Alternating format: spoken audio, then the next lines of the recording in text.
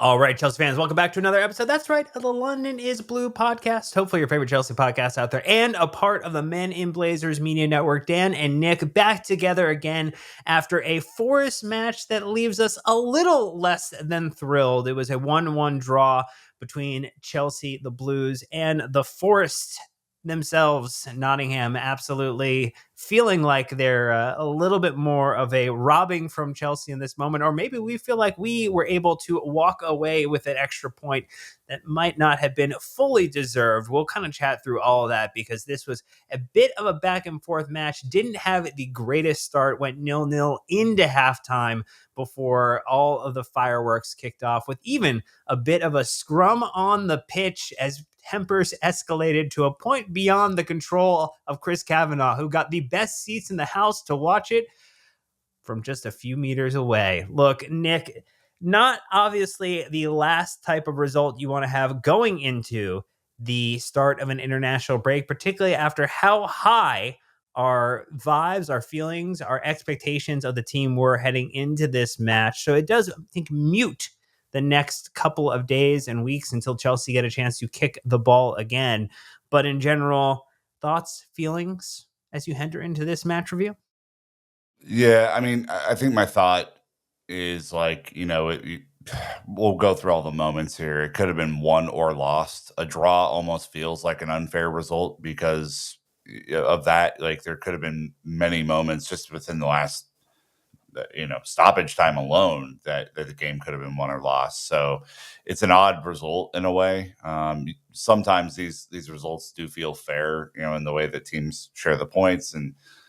This one just kind of didn't to me for whatever reason, but it's a tough way to go into an international break after you had a pretty outstanding month and a half of results. And it's why I think for all of the emerging optimism around the team, some of which I share, I think there does need to be a little bit of a pin put into that because now we enter into the hard part of the schedule over the next 2 months, and so these sorts of wins at home, Palace, is another one of these results that I am struggling with a little bit.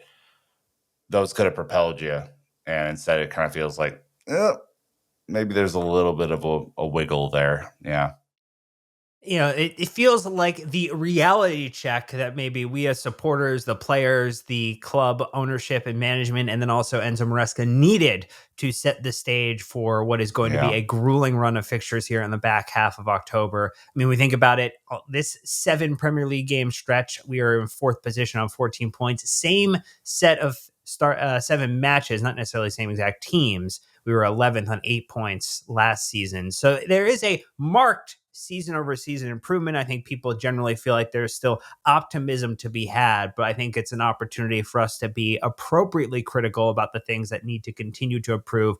We will get a chance to talk about the praise for Bob, not Robert, Bob Sanchez in this match, who had a really, really exceptional second half in particular, as well as Sels. Like goalkeeping was actually on display in this match, a good representation of what can happen when you get a match against 2 really, really good goalkeepers on their day. An opportunity to talk through some of the challenges in attack that we saw. I think Enzo Maresca's big Enzo-size problem that he has to think about, and then also what happens after the break, because now we have walked into not 1, but 2 suspensions that I did talk about in our YouTube-specific video this week, and unfortunately became a bit of a future sayer in terms of what I was able to predict there. But Nick, I think the 3-word match review is a good way to get us set appropriately from a stage perspective on how people are feeling and responding to this match. Yeah, you guys are doing better on these than I am today. I was struggling with mine. So, Spanish show was skip the pleasant trees, forest trees. Seeing it, get it? Okay. Clip show with we got Nunode, PUU with unbeaten in 8, the sunny side of life, I suppose. Mike Williams with knocked by wood. Journalism RP with Kavanaugh still awful. There is no doubt about Cosign. that.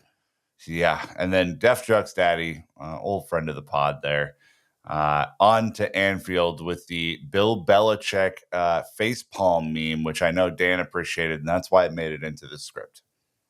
Look, Hey, I did keep the we're on to Anfield, Dan. we're on to Anfield. We are indeed, because that is the next time the Chelsea men's team will take in competitive action after the break. Look, I tried to keep with the theme of trees, and I want no deforestation today. Chelsea absolutely wanted to level that forest, but could not get it done. I went with need shithouse enforcer. I think in a game like this, we'll talk about the midfield and the patterns of play and how gnarly it got at times. Uh, there were moments last season where I think Conor Gallagher played this role exceptionally well.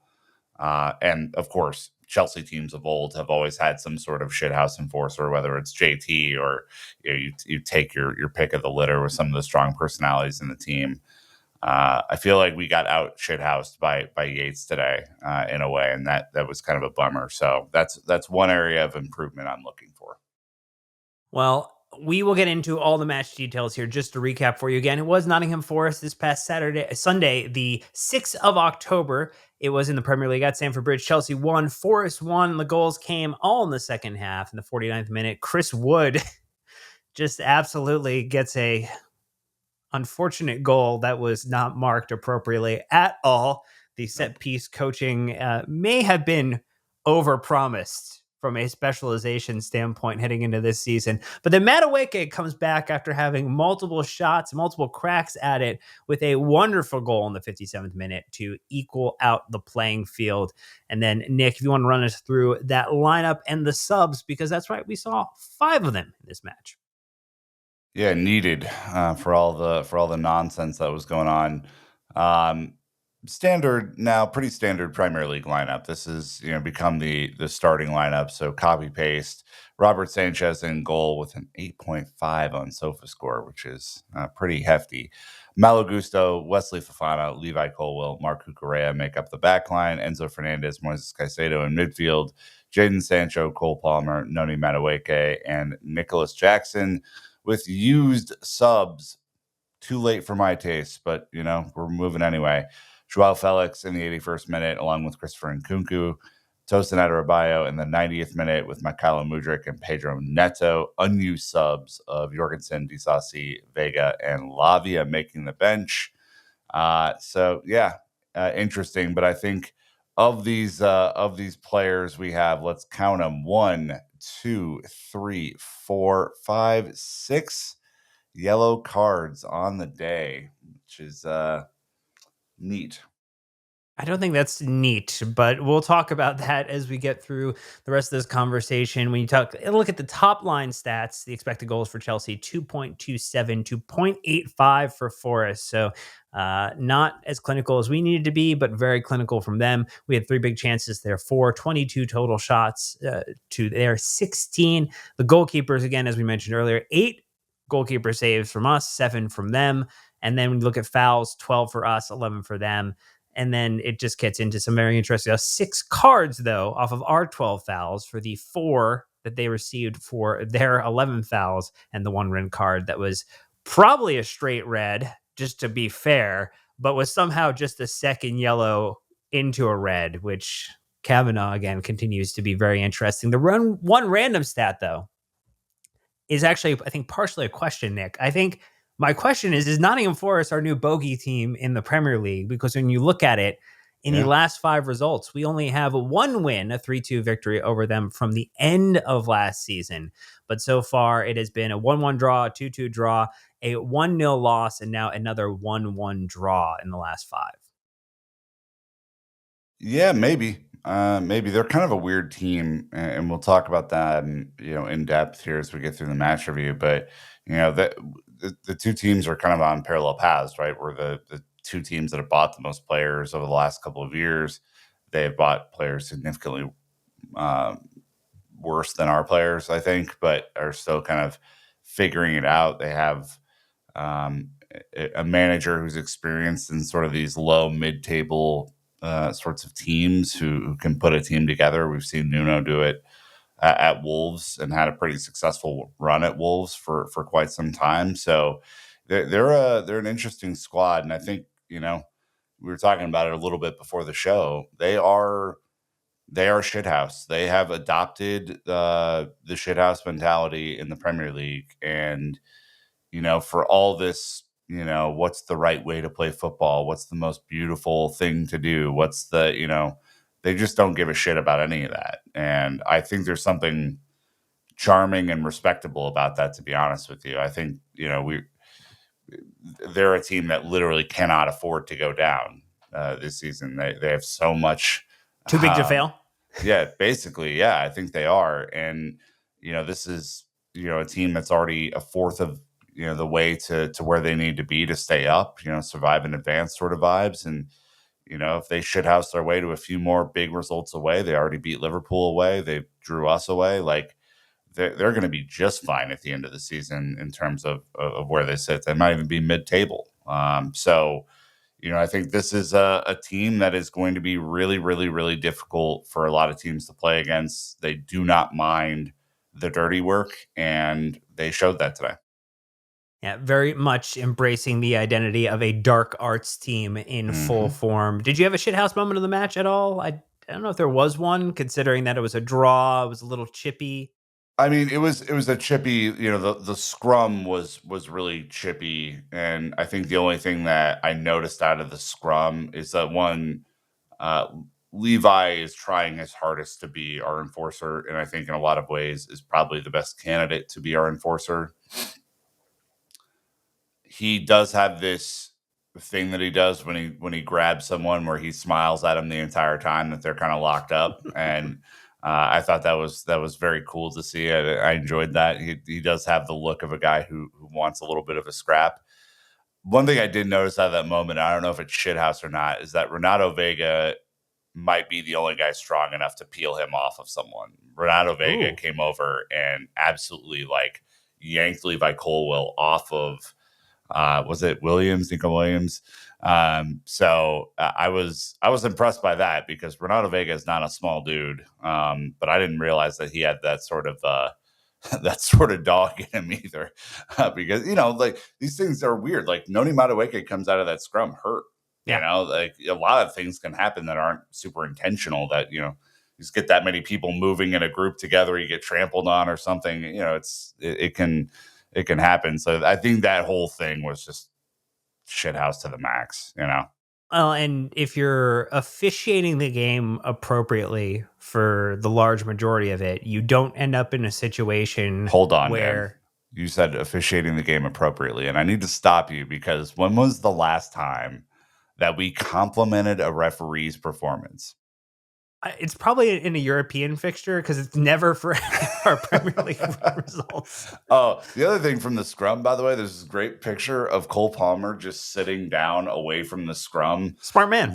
Yeah, he's just looking at this like, With the card accumulation, which we will talk about later, the this actually is going to loom a lot larger. But I want to get into praising some of the goalkeepers because there are some things on the day that we can hold our heads high on, if not for the scrum. So let's get our first ad break out of the way and we'll get back. All about Bob, B-O-B. All right, we said it. It is time on a Brandonless episode of the podcast to praise goalkeeping. That's right. He missed out on the chance to talk about his favorite position, what he says is the best position on the pitch. Look, in a 1-1 draw with the amount of shots both teams faced, the amount of the shots that both goalkeepers stopped, Sels and Sanchez both had fantastic days for their team. And when you talk about Enzo Maresca, acknowledged this after the fact in his post-match press conference, saying, overall, the performance is very good, and I think we deserve to win. Their keeper was the best of the game. We created chances and arrived at the goal the way that we wanted to. And just looking at the high-level stats for Bob Sanchez, on the day, 90 minutes play, 8 saves, 5 from inside the box, 1 high claim, 39 touches, 81% pass accuracy, and 1 clearance. And I think maybe just the first half to the second half, I think there was a step-up improvement from everyone. I don't know if he was fully responsible for the goal and the way that we conceded. I mean, the set piece was very unfortunate in that overall defending, which probably did not set him up to have a very good time. But he had some really fantastic individual saves in the second half that I think saved it from being Forest taking all 3 points because we were just not getting an opportunity to really get past Sels in any way, shape, or form. I mean, the save he makes from Jota at the end, in particular, the header that's bound for the far post, is spectacular. I mean, it's a incredible save. I don't think anyone around the ground could believe he actually got there. He also made a wonderful save on Nico Williams, who kind of like trundled his way Yeah. into the box, and that set up the save that Sels made on Nkunku, which could have been the game winner. I mean, when I tell you that this game didn't feel like a draw, like that's what I mean. Like there, even down to 10 men, Forest were attacking us and we were attacking them. And when we'd go on a break, it almost felt inevitable that we were going to score and score the winner. And it just didn't happen. But no, it's a huge credit to Bob Sanchez, who did not have a great outing last week. Admittedly, I even called for a little bit of bench time based on the casualness of the passing. There was the fake social media account that came out with a fake apology. It was just so dumb. I hate when people do that. But no, he really did stand up today. And made me look like a fool for calling for that last week. And I'm happy for him. He's gonna need to do that until the defense gets sorted out in any sort of real way.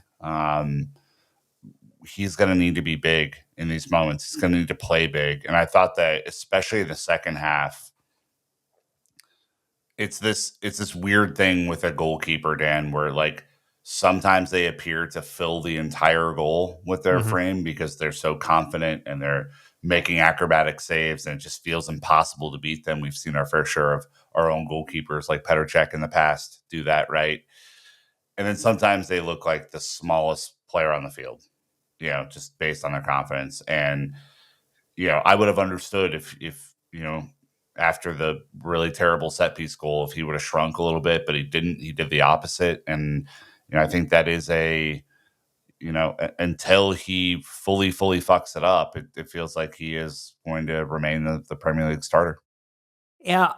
To your point there, just in terms of his overall performance, I think in general, we find ourselves at a place where he is undoubtedly, I think, better than Jorgensen, in terms of his comfort, confidence. I think there are many people who would still question whether or not he is a top four, top five goalkeeper in the Premier League. There are some stats that you could point to and say, like, yes, he's got some really good stats here. There's some that you point to and say, oh, actually, these are not top five potential in the Premier League. I think the thing is, he is going to be the starter for the foreseeable future. We are going to persevere with him. We know what his challenges are, is that sometimes he clocks out a little bit and can make a decision that ultimately does not work out in her favor. We Yeah, saw some very dreadful passing previously. So I think it's just a matter of, can he stay locked in across the entirety of the game? And if he can come up with some of those saves like we saw today that are going to put us in a position. Like, his goals prevented was 0.49. So he basically, the value on the day of having Sanchez in goal was that he prevented half a goal, that, which feels light that considering. feels pretty light. Yeah, I think that you have two big chances just in Yeah. extra time alone Yeah. that are more than that for me. So I don't So know about you that. flip it, and just to say, like, comparing to Sels was worth 0.95, which I would argue is very accurate, if not even more, considering the double save off of Palmer. Palmer. And then, some of his other efforts, with, just playing off players. Like, I was very impressed. And, The like, came Nkunku from header. Strasbourg, right? So it was a blue coat. Yeah. Blue coat undoing us here with the move to Forest for him, but he absolutely had a really great day. And I think it's, we don't often do this on the show, but I think it's fair on a result like this, on a day like this. You have to say both of them, Sels and Sanchez, had really, really strong days out. For sure. I mean, the point blank save on Nkunku, I had already seen the ball go in the back of the net. I Yeah. couldn't believe that he made that save. It was easily the save of the day. I think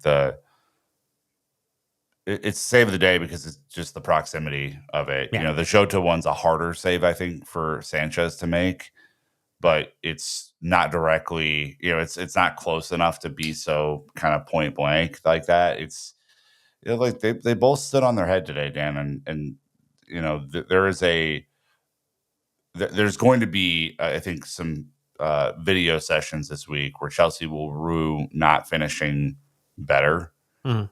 in a game like this. There were plenty of opportunities to get the second goal. There was that one in the first half where Madueke gets all the way to the byline, crossed in, and Palmer. The ball goes off the post, and Sels is just kind of right there to kind of smother it right before it goes over the line. There's like these little, this Fine this is what margins. I'm talking about. These fine margins are everywhere you look in this league. Whether a ball goes in or not, whether a pass gets made at the exact right moment, right? All of these little things really, really matter. And if you don't do them properly, you get punished. It just is what it is. The league is that good. Yeah, we start to talk about maybe the challenges in attack on the day, and you mentioned the Nkunku chance that was worth in the 90th plus fifth minute a xG of 0.76 just on his chance alone. The expected goal on target was 0.89. So just like I mean, I think to be fair, like that is one that you feel like you have to score, you have to walk away from, feeling like that is going to be converted. I actually thought the Felix chance too was stronger than it was, but when you kind of take a look back at that, it actually had a pretty low expected goal total there too. So, like, there were chances, there were opportunities, and I think you saw in Madueke, I think a player who frustrated people in the first half when you were looking at the commentary. And, I think people have Mhm. questioned, is he too selfish? Is he potentially taking too much on? Is he connecting? There were a couple of times where he would take it to the byline, take it to the end, try to either take the shot himself. And you would see players like Enzo or others put their hands up in the air, kind of wondering like, hey, what about me? Wasn't I there? Wasn't I available? A couple of times I felt the angles were a little too tight for the expectation for him to try to cross it back in, and taking on the shot was better, but he ends up getting his due, right? And like we had seen him go this stretch without converting. And so I think this was a good example of, hey, you are finding the moments, you're finding the opportunity. You weren't seeing the same goodness from Sancho on the left hand side. So if you're not getting it done on attack on the left hand side with Sancho, like if Madueke is getting the opportunities, he's beating his man, he's putting himself into position, you might wish for him to be someone who lays it off more or combines appropriately. But on the day, like this was the right type of thing for him to do. I think in more situations than not. I think on the balance, I would say if you were like trying to break it out, I think 60-40, like 60% of the time, I think he was making the right call. 40% of the time, maybe he could have tried to find an opportunity to connect it, but he walks away with the only goal that Chelsea score. So a couple things about Madueke's performance for me. I think first, competition in this team is good. I think you saw that Pedro Neto had a pretty good outing on Thursday, and probably, I would imagine any normal human being would feel like their place is under threat. So he gets to start today, and I think he comes out and looks like he did in preseason, which is he's doing too much. Right? He's not letting the game come to him. He's forcing the issue too much, and his teammates were not in sync with his level of aggression. Right? Maybe that's on his teammates, but it didn't really feel like it. It felt like everyone else was kind of playing a different paced game than he was, and he was just not making the right choices. And then the second half, he calmed down and was much better. Not only from like a take-ons perspective and like making the right decisions, he obviously gets the goal. But one thing that I cannot doubt about him is the effort right now. The effort is extraordinarily good. There are three opportunities in the first half alone just from him on the press where he upset Murillo. Murillo's a really good passer, and he upset Murillo, took the ball off of him, and could not make the exact right pass to convert on that quick, easy chance, like we've seen many times. The team do this year. The effort is there. The goal quality can be there. What I want from him in the future, and I do think that it's still his position to lose, because I don't think Neto really covered himself in glory when he came on late for this one. I want him to just settle in a little bit quicker to the game. I understand the emphasis. I understand he wants to be the guy. I like he took a few shots in the first half that weren't that far off, Yeah. like from hitting the upper 90. They were not like, the Sterling free kick from last year where it goes in Rosette. It's not those sorts of things. But there's also like Palmer standing at the top of the box, and Palmer standing at the top of the box unmarked, you pass the fucking ball to Palmer. Like that, you are not that guy yet. You're not good enough to pass up that opportunity to get the ball to Palmer. That's the only criticism I have of him today, because the effort, the tracking back is consistently so much better than it has been, and I want him to just slow it down a little bit. Yeah, I mean, so taking a couple of things I think into consideration in the Madueke is continuing to develop, continuing to grow. Again, he's 22 years old, so like he has a lot Mhm. of potential that is still, I think, ready to be unlocked at this point in time. I mean, he ends up now with just under 480 minutes played. He's scored 4 goals now in the Premier League for Chelsea this season. I mean, that is halfway to the total he got in the entirety of all last season. Now he's, to hit his goal and assist tally, he needs to hit 11, right? So, like, that is to match last year. And he's done 4 of those in under 500 minutes. He had 1,600 minutes all of last season. So, like, the growth trajectory is really strong for him in terms of what he's going through, what he's delivering. I think he's a little front loaded because it came off of a hat trick. And so I think that's the kind of consistency element that we're looking for. It still means that he's tied for second overall goal scorer in the Premier League for Chelsea this season. He's tied with Nico Jackson. He's 2 goals behind Cole Palmer. And if you had said earlier in the season, like, hey, would you take, having 6 goals from Cole Palmer and then 8 goals from Nico Jackson and Madueke? You probably would have thought that Nico Jackson would have been at like the 6 or 7, and Madueke might be at the lower end of that contribution. The fact that he's on that level, the fact that he is finding a way to contribute, I think is really, really critical to what we're going to be able to accomplish within this defense. I mean, I think the other question is, how do we get that same consistency across the board from Nkunku when he features in the Premier League, from Jackson all the time, who really struggled in this game, was very heavily marked throughout the majority of it and didn't find a lot of opportunity against that low block. I think there's just the attack in general struggled on the day, partially due to the goalkeeping, partially due, I think, to some of the inability to move the ball quick enough to take advantage of space when it was available. Yeah, I mean, Jackson didn't really get the ball at all today. I mean, I don't know how you're supposed to have an impact on the game when you never receive the ball. I mean, every break that we had went down the wings, so either went to Madueke or Sancho, or it was Cole Palmer driving it through the midfield because he had to again sit way too deep. Starting to boil my blood a little bit. But Jackson never received the ball. And I would say, like, the only real chance that was created for a striker in this game was the Nkunku chance in the whatever 98th minute or whatever it Sure. was, right? Like, that was not clearly like the emphasis on the game plan today. It felt more to me like Nico was a decoy making a bunch of runs that were to open up space for other players. And I was actually a little bit one thing about Nico's game, I became a little bit more frustrated with Sancho in the second half, where was a little bit more frustrated with Madueke in the first half. Sancho needs to be more aggressive.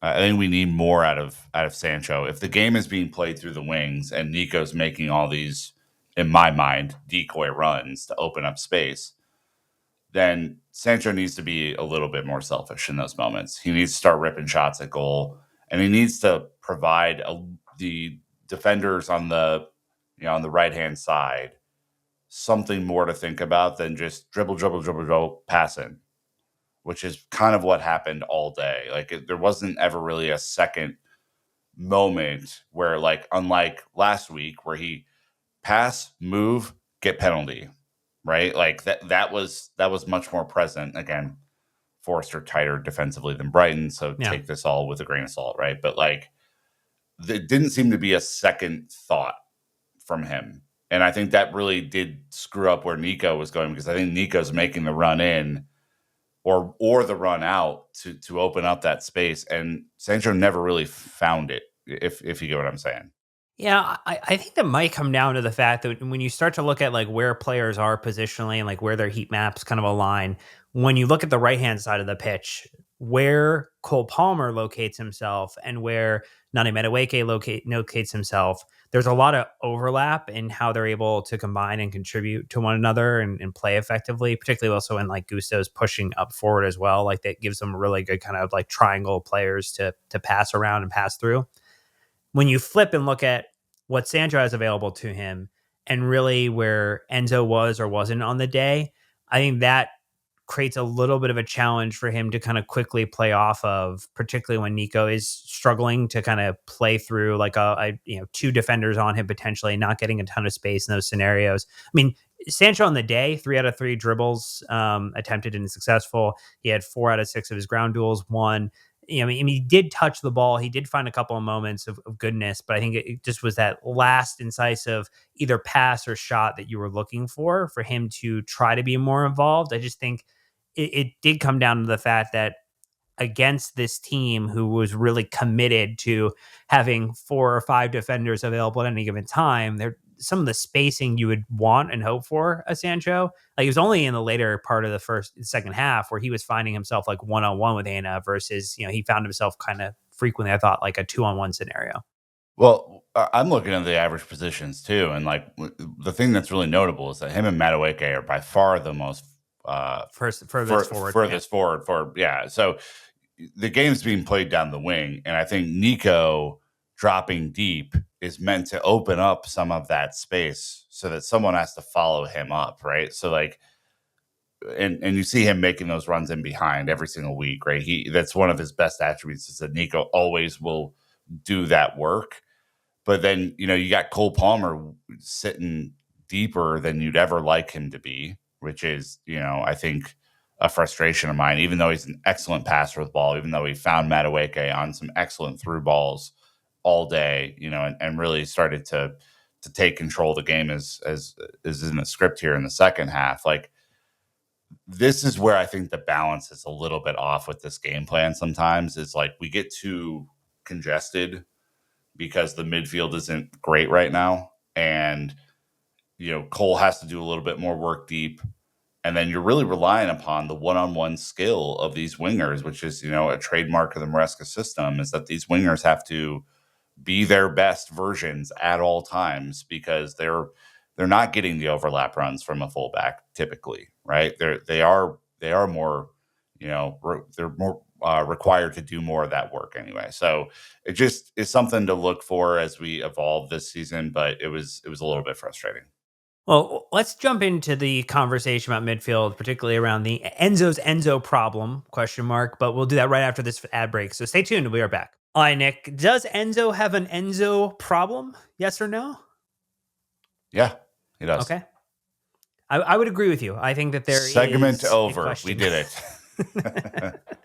There is a question for Maresca to ponder over the international break, particularly if Romeo Lavia finds himself fully healthy again, if Dewsbury Hall, who contributed and scored in the midweek fixture, finds himself in fully fit condition, ready to contribute and be available. So if midfielders are coming back healthy, does this point to an opportunity for Maresca to tinker a little bit and say, I want to try something different because maybe I'm not getting the maximum out? And I think that people on the day, it seems like, I think because of the card, Caicedo was maybe a little lower in terms of his evaluation. I think he struggled in terms of just like how he was getting pressed too. Like it was not I don't think it was a fun day for our midfield in any way, shape or form.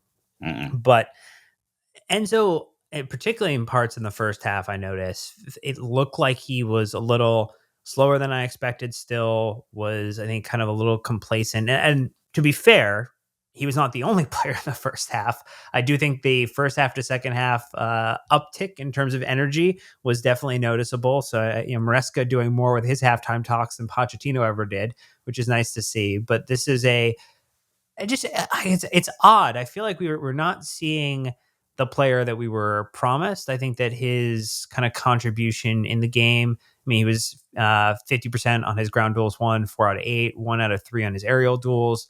He had the one shot on target that I felt like actually was a good, good effort and kind of quick succession that he had, but didn't actually amount to anything. You had the expected goal of 1.2 from him, the expected assist of 1.6, and 0.12, not 1.2. yes, yes, yeah, 0.12. Yeah. 0.12. And then, accurate passes 86%, but he was 0 for 4 on his crosses. His attempts from the corner kicks were really unfortunate, like hitting first man type of things. It's like, what's your Well, what's your take on where he's at right now? he's bad right now. I mean, like possession lost 10. Fouls and was fouled, 1 and 2 there. That's not terrible. Interceptions 1, dribbled past 3. And I think more important to me is like where he is playing on the pitch is so odd. Like there have been matches this year, and I think you can make the argument that like this system doesn't suit him. Playing in a 6 is not where he should be. I think we've had many friends of the pod, including Keir Doyle, say that he's better on the right than he is on the left because that it opens up more options for him. He's better as an 8 than he is as a 6, all these sort of things. But it's very clear that the team has been built around Cole Palmer, not around Enzo Fernandez. So Enzo has to take a back seat, even though he's the on-field captain, and do some of the dirty work for the team. And what I saw today was he was trying to play as an 8 for a lot of the game. We have a lot of possession. We have a lot of possession in their half. I understand getting forward. But in some of our games, especially, previous wins, him sitting deeper and allowing Cucurella to get forward has worked much, much better. And today it was as if he was trying to do a Renato Vega from Thursday and get forward and be that sort of, additional option. And it didn't really work. The shot on target it's a good move and it's a good shot. Just wasn't, tough angle. And I think he hit it with his left foot, which isn't, it didn't really feel like it was ever going to be scored, but it was a nice little move. But he's just not giving enough. And I think you're dead on when you look at this is October after a summer where, you've had a surgery and played in an international tournament, wanted to play in another one, weren't allowed to. And we're now the better part of, August, September, 2.5 months into the season. Players should be reaching peak fitness right now, right? Let's pretend that he's coming back a little slower than most just due to the surgery. I'm still expecting more than what I'm seeing from him physically. And it just looks hard for him right now. It looks labored. Some of like and I noticed this in the second half too. Some of the passes are very, very labored for a guy with as much talent in his boots as he has. Like it looks like he's either overthinking or underthinking, and I'm not sure which one it is.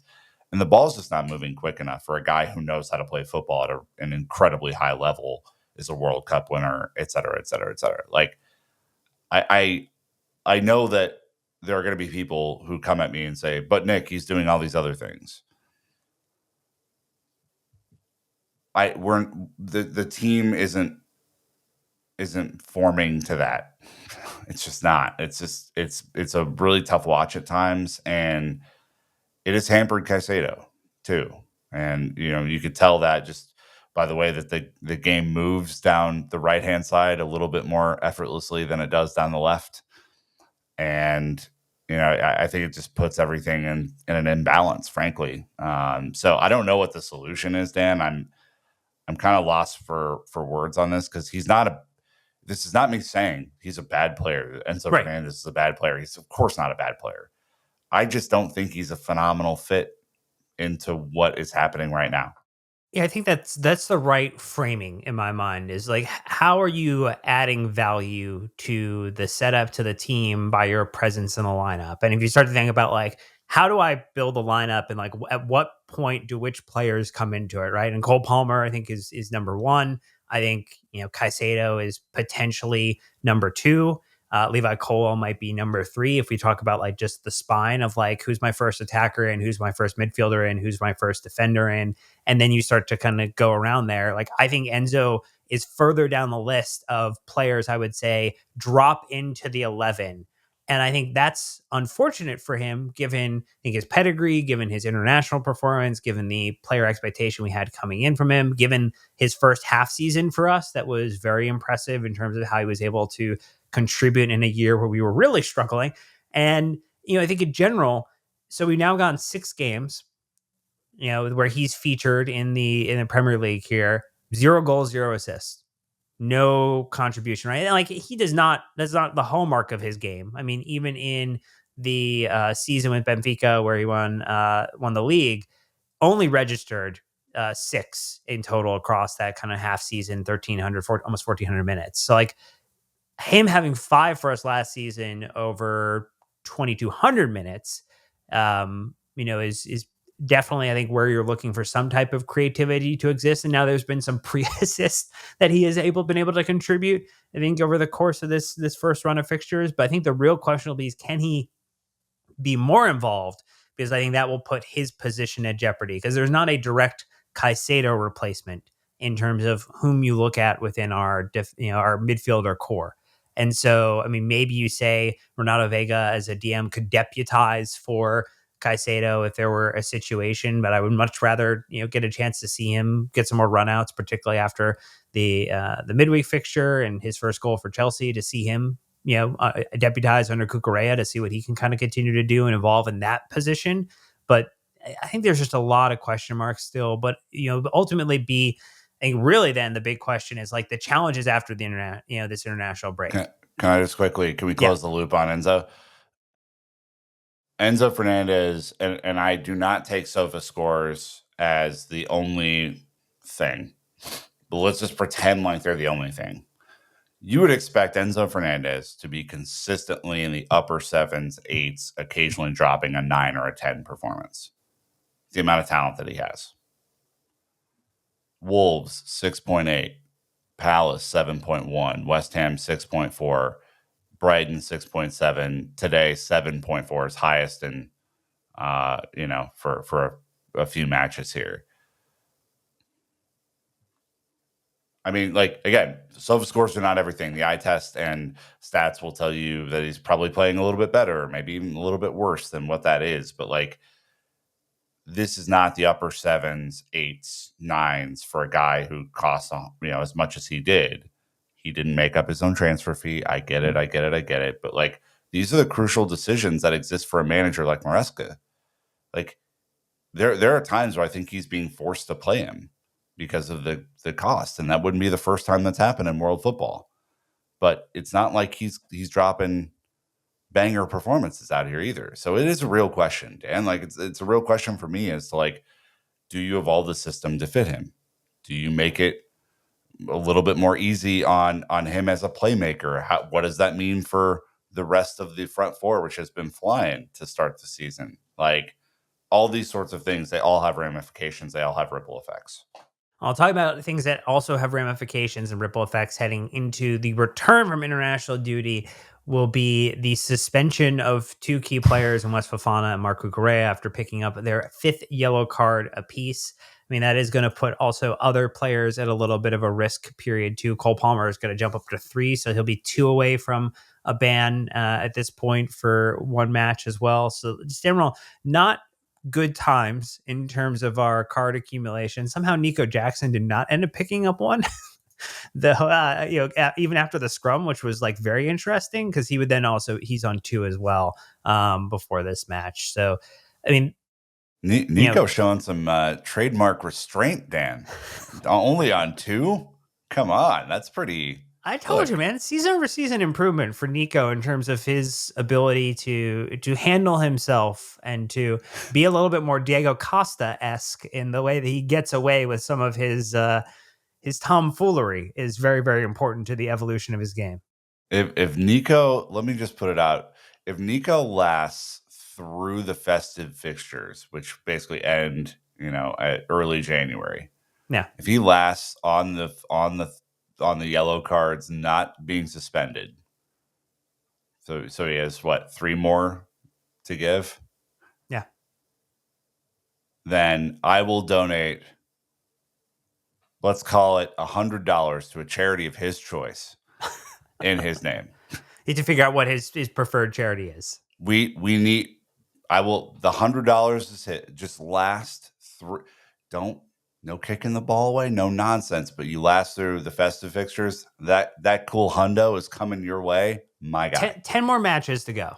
So he has to get through the first 17 games before it resets. So he has 10 matches to potentially get 3 more. So we'll see if he can keep that up. But I do think the discipline is odd because one of those also included the Anthony Taylor game where he was absolutely unhinged. Kavanaugh was not in control at any point in this game, and absolutely just Calvin balling his way to decisions. But I've gotten to use that a lot this season, and the officiating is unfortunately that bad.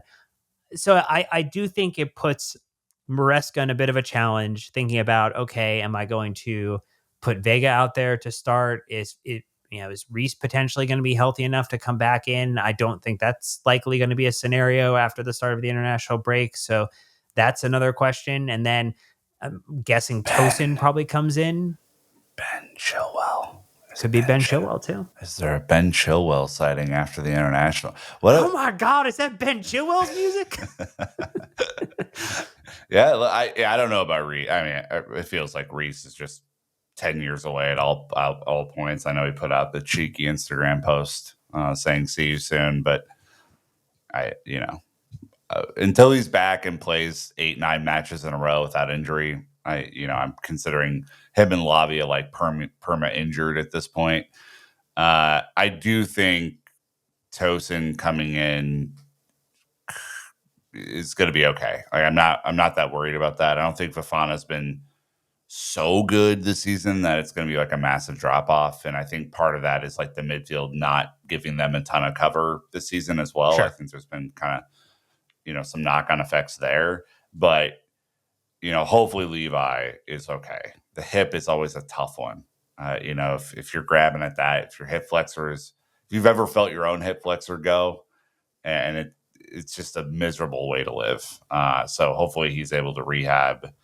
And then, I think it might be time for one Benjamin Chilwell to re-enter the chat. Not because I obviously Renato Vega on a high. There's a ton of trust being put in Renato Vega right now. Mo Salah is a different animal to whatever Ghent threw at us on Thursday. And I think the experience that Benjamin Chilwell would bring to the lineup would be truly excellent. Well, we will have to see. There's tons more to consider after Chelsea come back from the international break, but we sit 4th in the table, which is a nice place to be heading into that international break on 14 points. Aston Villa also have 14 points, but we have the superior goal difference at 8 to their 3. We sit behind Liverpool, who are on 18 points, Man City and 17 points, also Arsenal on 17 points as well. And ahead of currently 6th place Brighton, who are winning 3-2 against Tottenham right now after going down the first half. So we'll see if that could continue. But the bottom of the table, it's Wolves, it's Southampton, it's Palace in reverse order. You're welcome, Palace, to making sure that you don't have a 0 Premier League points at this given time. It is. It's an interesting table, but it's actually back to a little bit of a Premier League table of old, Nick, where you have some of the Premier League stalwarts holding up the top 4 positions. You have some shocking surprises with Wolves and Palace maybe potentially not, being usurped rather from that lower position by Ipswich, who currently on 4 points are out of the danger zone. You have Leicester coming back in, who are on 6. So the newly promoted teams in general outside of Southampton finding themselves out of danger at this present time. And then just a general slog in the middle. Yeah, I mean, this is like when you think about like, hey, Chelsea should be favorites for top 4. You got to win games at home, or you have to overperform on the road. Now, Chelsea have currently overperformed on the road this season. Long may that continue. Long may that happen at Anfield. That would be tremendous as a result. But you have to win these games at home. You have to win your home games, and you have to kind of split on the road. That's an old baseball phrase, but that's basically how you get to the point accumulation that you need to finish in the top 4. And the top 4 is going to be competitive this year. I really do think that there are like 7 teams that are viable for top 4. I'd throw Newcastle in there, even though they were kind of meh yesterday. Um, Tottenham will be in there, unfortunately. Villa certainly will be in there, although they're dealing with Europe, so maybe it's a little different for them this year. Us, Arsenal, City, Liverpool. The difference is, yes, Liverpool lost to Forest at home, but Liverpool have taken care of their business in other places, right? They have only conceded 2 goals on the season. We have conceded 8. So there are differences to get from currently 4 to 1. Like there are differences in finishing top 4 with the results that you get at home or don't get at home, Palace and Forest, to how other teams close those games out. City played a terrible game against Fulham yesterday. They probably should have lost, but they won. Like that's what needs to happen. That is the step up that this team needs to take to get to where we want to go. And it's there. I mean, the good news is it's there to be had, but you have to consistently perform and sometimes overperform a bad performance to get to where you need to go. Yeah, I mean, I think what I would say is after this first run of 7 Premier League fixtures, of our entry into the League Cup after our start in the Conference League, like Chelsea are in a better position and have, I think, a better ceiling ahead of them this season and have raised the floor of what they can get to this season by the way that they've set themselves up. And I think that's a testament to Maresca being flexible. I think it's a testament to some players showing up above and beyond, I think, where we thought they were going to be to start the season, or from where they were, either a late arrival in the transfer window or potentially where they were at from the preseason and now. And so I think the optimism should remain. I think that it's now just weighed down a little bit by the fact that the reality of this next run of fixtures, they are not going to be kind. They're not going to be friendly. And it is going to take even more commitment, even more intensity, even more focus than this team has displayed over those first run of 7 Premier League fixtures and all their competitions to get the same type of results, because you're returning to Anfield. You have matches against Newcastle. You have matches against Man United. And hopefully Aaron Ten Hag is still available, because I want to smack at that pinata. Like it is not the easiest part of Chelsea season coming up, and so I think it's just saying, hey, the team has done well, and we should be excited by what can be done this season, but also be realistic that every result is not going to go our way. You're going to have to raise your performance against your top 6 rivals, top 7 rivals, whatever. And you're going to have to figure out a way to play these shithouse teams that don't want to play football. Right? And Chelsea have made the strategic choice that we want to play football. We want to play beautiful football. We want to score a bunch of goals, which is an admirable thing to do. It's not me putting that down at all. But there's going to be more games like the ones we saw against Forest out there. And they're going to be sandwiched in between all of these other big fixtures that are coming up through the end of November, right? So you're going to have to be able to kind of hold both thoughts in your head and play the Conference League and play the Carabao Cup at the same time. If Chelsea do that, you get to the end of November and you're in a really great spot in the Conference League. You're advanced to the Carabao Cup and you've made it through with limited damage in the Premier League to where you're still in that top 6, maybe even you're still 4th. Then we're talking about something serious. We're talking about like, oh, okay, we made it through a gauntlet. We tested ourselves and we're ready to go, because December, January, February is really when the league separates. And then March, April, May is kind of when, you determine who's going to win it or lose it. But all these fixtures coming up are going to be crucial. Like, I would look at this stretch to the end of November as the most crucial phase of Chelsea's whole season.